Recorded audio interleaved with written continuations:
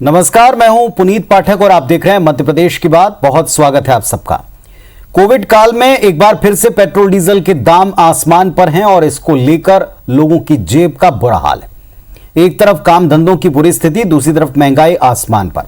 महंगाई की मार का असर जरूरी सामान पर पड़ा है। दोगुनी कीमत में चीजें मिल रही हैं, दाल, खाने का तेल, इसके अलावा रसोई गैस से लेकर तमाम चीजें महंगी। सीधे जनता से जुड़ा मुद्दा है, लिहाजा सूबे की सियासत में अब इसका विरोध भी गरमाना है। बढ़ती कीमत के खिलाफ कांग्रेस पार्टी ने पूरे देश में और प्रदेश में धरना प्रदर्शन किया।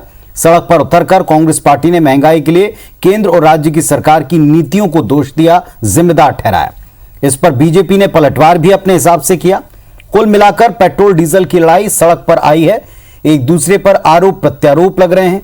सवाल ये उठता है, जब कच्चे तेल की कीमत कम है तो दाम क्यों बढ़े हैं? आखिर कब इस महंगाई की आग में झुलसती जनता को राहत मिल पाएगी? कम से कम इस तरह के प्रदर्शनों के बाद जनता अगर साथ देती है तो क्या इस पर कोई रिएक्शन या एक्शन देखने को मिलेगा?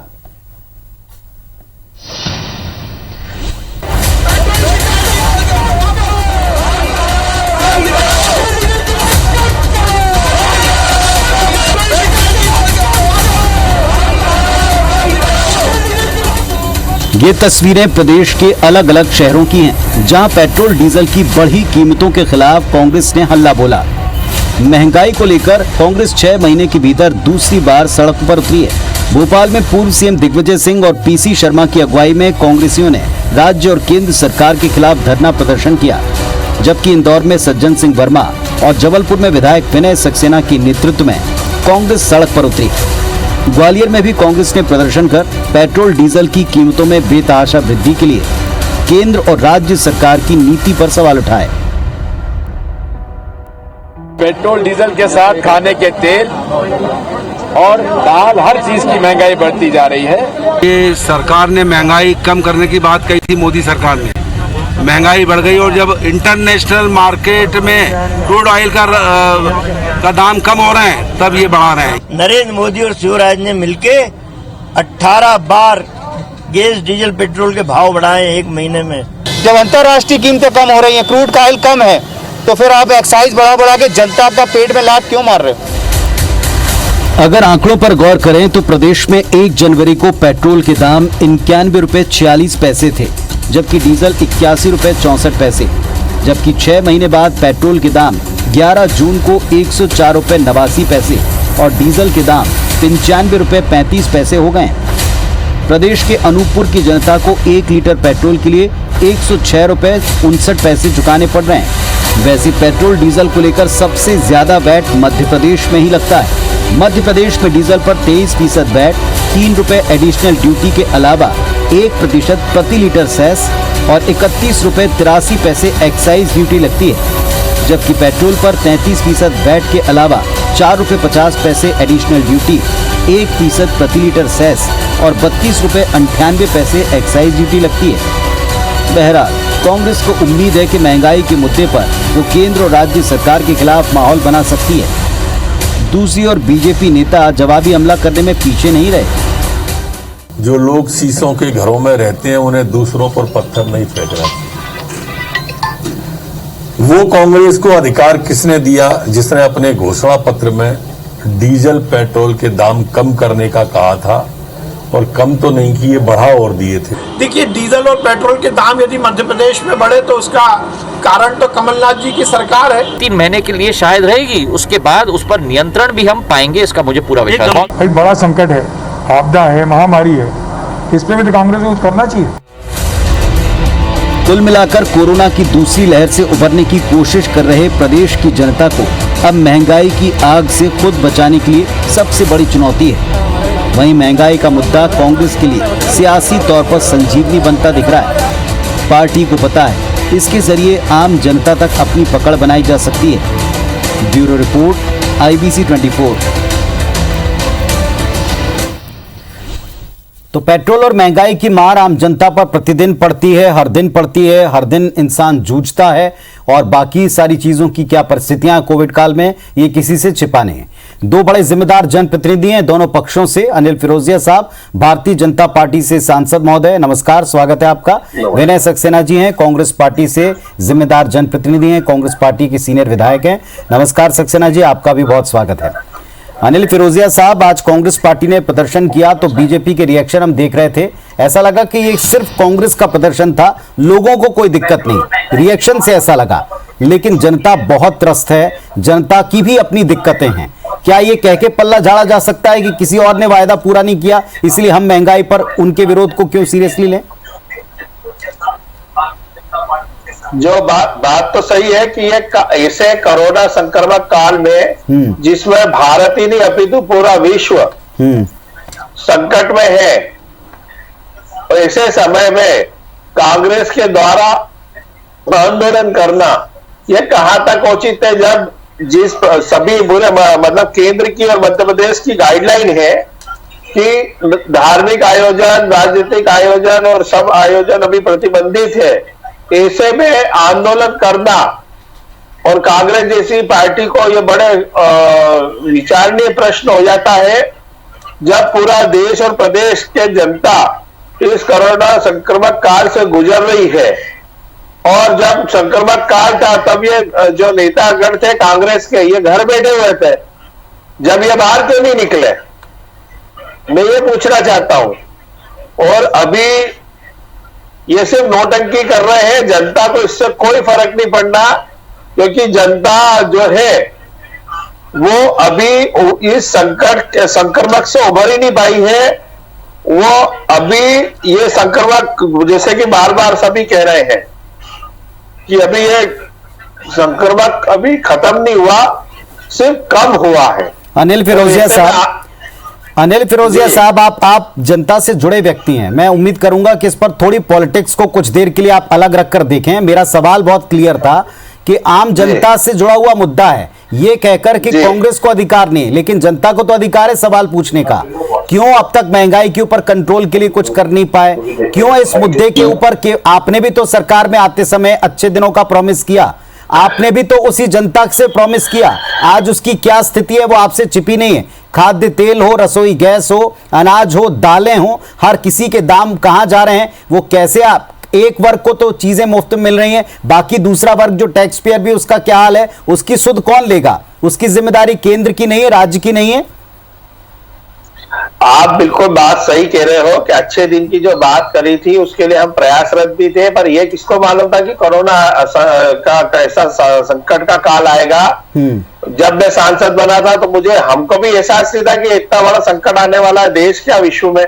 और दूसरा यह रहा, जो आज कांग्रेस, आपके प्रश्न का उत्तर दे रहा हूं मैं, आज जो कांग्रेस आंदोलन कर रही है, जो पेट्रोल और तेल के जो भाव बढ़े हैं, ये तेल और पेट्रोल के भाव अंतरराष्ट्रीय मार्केट में तय होते हैं, और इस वक्त अंतरराष्ट्रीय मार्केट जो कच्चा तेल है उसका भाव लगभग $70 से अधिक हो गया है प्रति गैलन, जिसके कारण भी पूरे हमारे देश में ये पेट्रोल डीजल के भाव में अंतर आया। और इसको अभी भारत सरकार ये भी प्रयास कर रही है कि इसको अगर हम जीएसटी में लाने का विचार चल रहा है, जिससे ये पेट्रोल डीजल के भाव कम होने की उम्मीद रहेगी 2025 तक।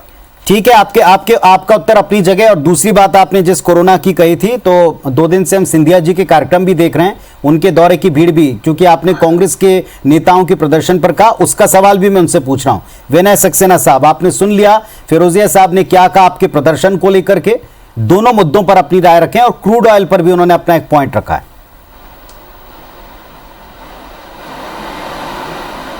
देखिए, मैं सबसे महत्वपूर्ण बात है कि फिरोजिया साहब का जवाब तो अभी आप ही ने दे दिया कि 2 दिन से कितना कोरोना का नियमों का पालन हो रहा है। सिंधिया जी का दौरा हो, बीडी शर्मा जी की बैठकें हो, आदरणीय नरोत्तम मिश्रा जी की जो लगातार बैठकें हुई जिसमें मास्क तक नहीं लोगों ने लगाया हुआ था, तो कितने जिम्मेदार है भारतीय जनता पार्टी के नेता, जो खुद ही जब सरकार की खरीद फरोख्त मध्य प्रदेश में हो रही थी तो विधानसभा में कह रहे थे कि कोई कोरोना वरोना नहीं है, ये तो डरोना है, और हम डरने वाले नहीं कोरोना से।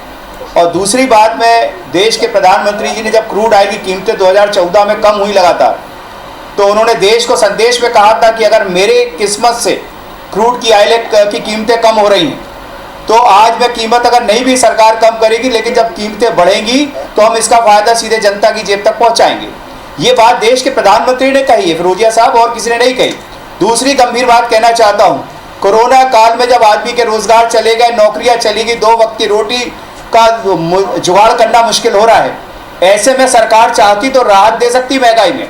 मैं आपसे पूछना चाहता हूं, ये अंतर्राष्ट्रीय कीमतें नहीं बढ़ रही? 55 रुपए टैक्स लिया जा रहा है, एक्साइज टैक्स और वैट मिला के। इसी देश में माननीय प्रधानमंत्री ने देश को संदेश में कहा था कि एक देश और एक टैक्स होगा। फिर शराब, पेट्रोल और डीजल को छोड़ के बाकी सब में एक टैक्स क्यों किया गया? ये एक टैक्स का जो नारा दिया था सरकार ने, वो अपनी बात से पलट कैसे गई? क्योंकि भारतीय जनता पार्टी कथनी और करनी में अंतर है जो साफ दिख रहा है। अभी तक 22 लाख करोड़ रुपए वसूल चुके 2014 से अभी तक, और ये पैसा कोई अंतर्राष्ट्रीय कंपनियों की जेब में नहीं गया। ये आंकड़े हैं मेरे पास, 22 लाख करोड़ रुपए देश का जनता का पैसा मध्य प्रदेश और केंद्र की सरकार की जेब में जा चुका है। उसके बाद आपको ये कहने में संकोच नहीं हो रहा? आप देश की जनता के साथ ना खड़े होकर सांसद होने के नाते, फिरोजिया साहब, मैं कहता हूं कभी तो सच्चाई स्वीकार कर लें। इसमें कांग्रेस की तो जिम्मेदारी है कि लोकतंत्र के प्रहरी के रूप में विपक्ष में हम बैठे हैं।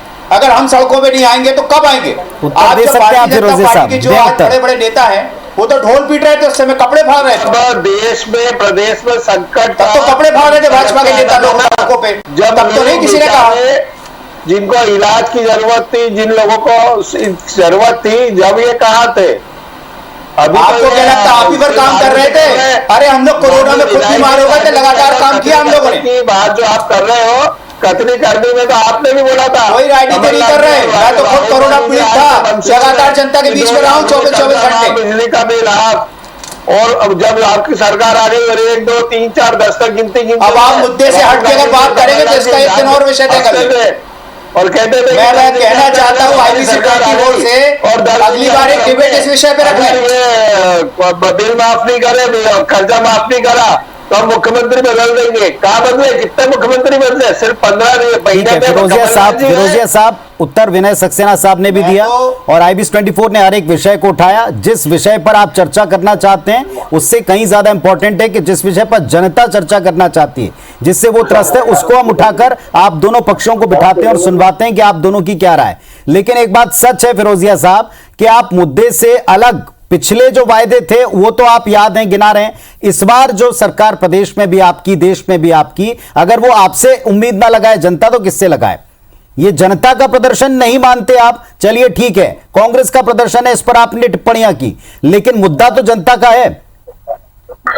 बात बिल्कुल सही है। मैं ये बात नहीं कह रहा कि पेट्रोल डीजल के भाव बढ़े, पर पेट्रोल डीजल के भाव ये अभी बढ़े क्या? देश में 75 साल में 55-56 साल सरकार कांग्रेस की रही, कांग्रेस के जमाने में क्या पेट्रोल डीजल के भाव नहीं बढ़े क्या? और कितने बढ़े हैं उसके आंकड़े भी मेरे पास है। सबसे ज्यादा अगर पेट्रोल डीजल के अगर भाव बढ़े हैं तो कांग्रेस सरकार में बढ़े हैं। लेकिन यह बात भी सही है कि अभी 130 करोड़ के देश में, पहले जब कोरोना का संकट आया तब यशस्वी प्रधानमंत्री नरेंद्र मोदी जी ने 87 करोड़ परिवार को मुफ्त एक तरफ फिर एक बात कहता हूं और एक ब्रेक लेता हूं। फिरोजिया साहब, आप जो बात कह रहे हैं पॉइंट क्लियर है। एक बात और कहता हूं, अभी लगातार जब आप लोग चर्चा कर रहे हैं तो हम दिखा रहे हैं कि मध्य प्रदेश में अकेले अगर पेट्रोल डीजल की बात करें तो अकेले मध्य प्रदेश में कितना अतिरिक्त उस पर टैक्स बनता है, इसका पूरा डेटा बाइफरकेट करके विस्तार से एक के पॉइंट के नीचे एक हम बता रहे हैं, और यह बात आपको भी पता है। और केवल उसके आगे महंगाई की भी बात कर रहे हैं। इसमें दालें भी हैं, इसमें तेल भी है, खाने वाला तेल भी है, इसमें बाकी के चीजें भी हैं। और मिसमैनेजमेंट तो इतना हुआ है जिसकी खबरें हम दिखा दिखाकर परेशान हो गए कि सब्जियां एक तरफ किसान तोड़कर खेतों में नष्ट कर रहे हैं और दूसरी तरफ मंडियों में महंगी है, लोगों को मिल नहीं रही। विनय सक्सेना साहब, कांग्रेस पार्टी ने प्रदर्शन किया, लोगों ने इस पर भी सवाल उठाया कि ये प्रदर्शन किस तरह का है, कुछ ने नौटंकी का, कुछ ने कहा तब कहां थे, मदद क्या थी, ये सब आपने सुन लिया। लेकिन इस तरह के प्रदर्शनों में जहां आम जनता अपने मुद्दों को लेकर आवाज बुलंद करना चाहती है, जहां विपक्ष अगर आवाज उठाता है, मुद्दे असल हैं, लेकिन विपक्ष के इस प्रदर्शन से उनको क्या मिला, ये सवाल उठाए जाते हैं। उस वक्त आप क्या कहेंगे, या विपक्ष के नेता के नाते आप क्या सोचते हैं? क्या इस तरह के प्रदर्शन से हल मिलेगा?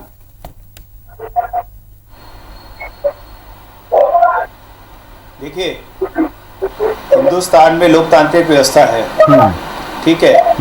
अगर तानाशाही होती तो शासन कुछ भी कर लेता। अब अगर लोकतंत्र है तो अपनी आवाज रखने का, विपक्ष की जिम्मेदारी रखने का, और विपक्ष के नाते सरकार को जगाने का काम विपक्ष को ही करना पड़ता है। मैं आपको अभी फिरोजिया साहब कह रहे थे, मैं आपके माध्यम से एक चीज बहुत आपके दर्शकों तक स्पष्ट कहना चाहता हूं, और फिरोजिया साहब की भी आंख खुलवाना चाहता हूं कि पूरे पेट्रोल और डीजल में मात्र जो उसकी ढुलाई और उसके साथ जो कीमत पड़ती है वो 35 रुपए पड़ती है।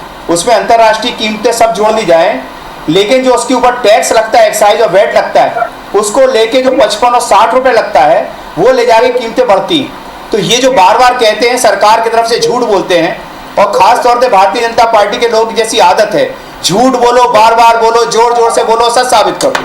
मैं फिरोजिया साहब से कहना चाहता हूँ, वो तो संसद में बैठते हैं, अगर मैं जो बात कह रहा हूं वो गलत साबित कर दें आपके माध्यम से, जो आप आज सुन रहे हैं कि 35 और 40 रुपए जो कीमत है उसमें सब चीज जुड़ी है, डीलर का कमीशन भी जुड़ा है, कीमतें भी जुड़ी है, उसमें जो कमीशन के साथ ढुलाई भी जुड़ी हुई है।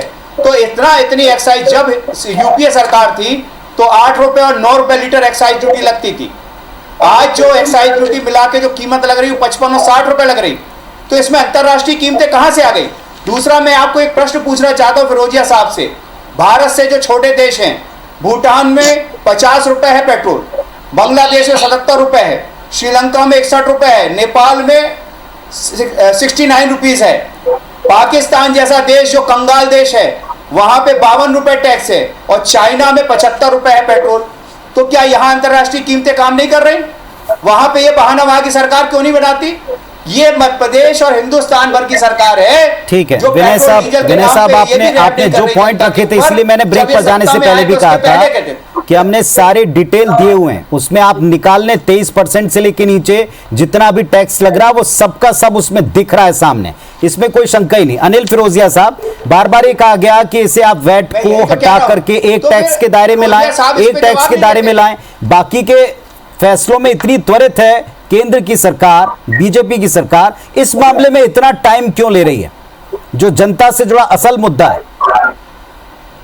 इसमें टाइम नहीं ले रही। एक्चुअली क्या है कि ये अंतरराष्ट्रीय जब कच्चा तेल के भाव में डिफरेंस आता है तो ये भाव बढ़े हैं, लेकिन ये बात भी आपको मैं जीएसटी के दायरे में लाने की बात कर रहा हूं सर। मेरी बात को तो पूरा होने दीजिए साहब, मेरे को पूरी बात तो रखने दीजिए। मैं ये कह रहा हूं कि आप भी ये मानेंगे, माननीय विधायक जी भी मानेंगे कि एकदम कोरोना की सेकेंड लहर और बहुत स्पीड से आई, जिससे देश बहुत प्रभावित हुआ, और उस एकदम हम लॉकडाउन की तरफ भी चले गए, और लॉकडाउन हो रहा है, और एकदम कांग्रेस ने आंदोलन चालू करा।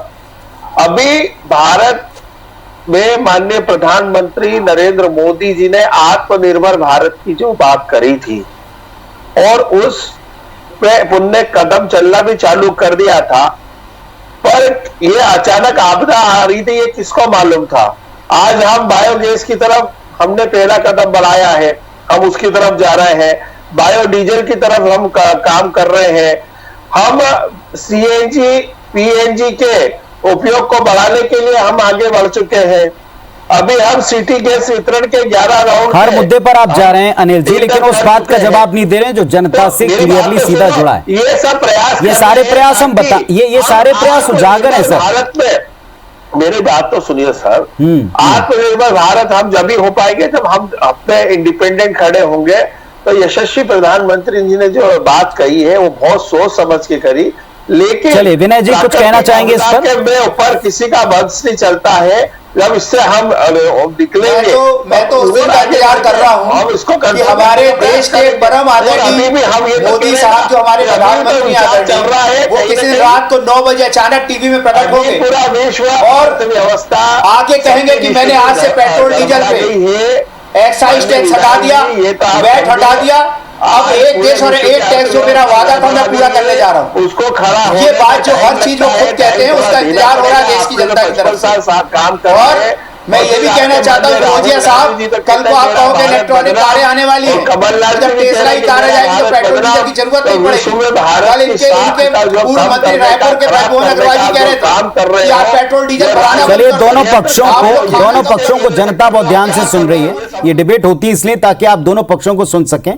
मुद्दा जनता का था, जनता इससे त्रस्त है, परेशान है, प्रतिदिन जूझती है, हर वर्ग इससे जूझता है, अमीर हो, गरीब हो, मध्यम वर्ग हो, प्रत्येक व्यक्ति का बजट इससे बिगड़ता है। इस मुद्दे पर दोनों पक्षों को, विरोध को, प्रदर्शनों पर प्रतिक्रिया को भी जनता ने अच्छे से सुना है। अब वो इसके बाद किसे चुनती है, किसे कैसे उत्तर देती है, जनता पर छोड़ते हैं। शुक्रिया आप दोनों का फिलहाल जुड़ने के लिए। नमस्कार, धन्यवाद।